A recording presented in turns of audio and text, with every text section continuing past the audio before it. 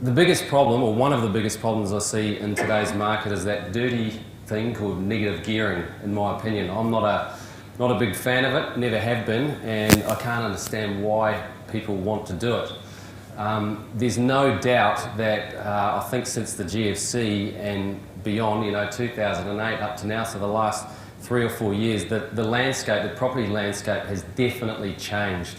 Gone are the days of the rampant growth where you could just buy a house, kick back and watch the thing grow over the years, and a little bit of negative gearing didn't really matter, because if you lost 10 grand a year on the negative gearing, you could pick up 20 in the growth that year. Those days are gone, and I don't think there's I get too many objections or disagreements about that from people in the room. The other big problem that's going on now for people in the market is finance. Now, this is no secret either. Ever since the GFC, the banks have tightened the screws big time on who they will and won't lend money to. Their lending policies have got harder. They're drilling down on applicants and looking at minuscule little things, and cash is hard to get. That's the problem. Was that vendor finance is where the owner of the property provides the finance for the buyer to come in and buy the house. Now, if the owner can provide the finance and make the financing easy, that house is going to become easier to sell than the one down the street that has the hard finance or the bank finance. So does that kind of make sense? In simple terms, that's what vendor finance is all about, making the house easier for people to buy by offering them nice, easy terms to come in and buy the house. So the owner of this property contacted me via this very group in April of this year. These are the actual numbers. The debt on the property at the time was $225,000. The interest rate on that debt was about 6.85, and the monthly payment was 1,474. It was actually slightly less on interest only, but that's what it would be on principal and interest, which would have to revert to at some point in time. The water was $33 a month, the rate's 126, and the insurance was $50 a month. All totaling, so the property, the cost to actually run that property every month was $1,683. Now this is an important point down the bottom here.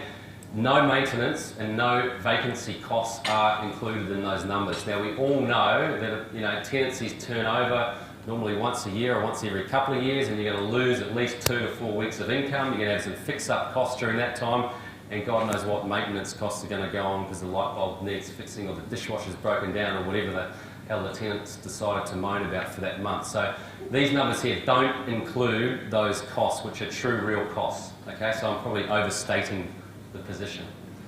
On the flip side of the ledger, the place is rented for $290 a week. The agent fees for managing it was 9%. So the total income was $1,144 net of the agent fees. So what we had was a classic negative geared situation.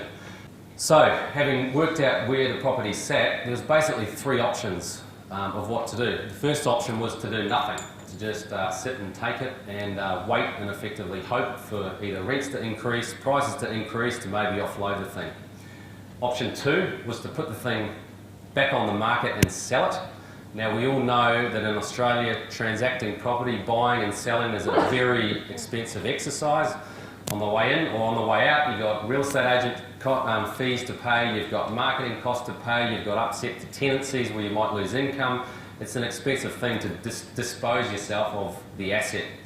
On the flip side, if the property was to be sold, you then think, well, okay, what's going to happen next? You probably want to go to re-enter to another deal. And if you're going to re-enter to another deal again, you all know there's a whole bunch of costs with that. You've got stamp duty, you've got loan application fees, you've got mortgage insurance if you're borrowing over 80%, you've got potential holding costs at the beginning, you've got marketing costs to get a new tenant in there, the list goes on. So really, option 2 was an option, but it wasn't a great option. And then third option was to remarket exactly the same property with vendor finance, with 2 objectives. The first one was to stop the bleeding. So that $539 a month we saw before, we need to at least plug that or stop that.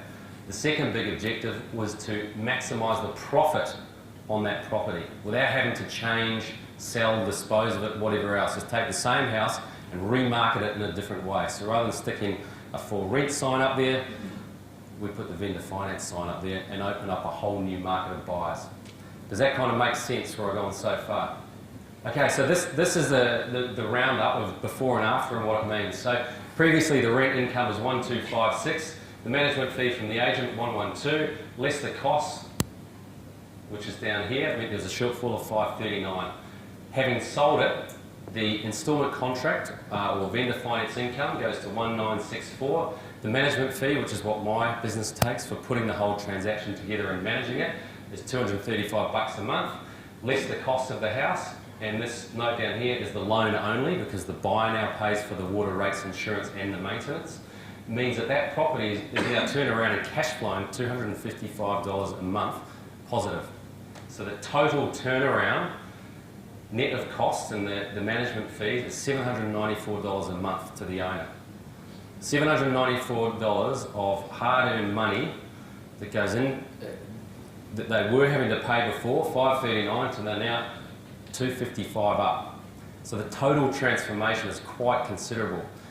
So that's a big distinction here. Not only is the payment higher, but the responsibility for the water, the rates, the insurance and the maintenance flips over to the new buyer. And that is how we're able to turn a negative geared property into a positively geared property.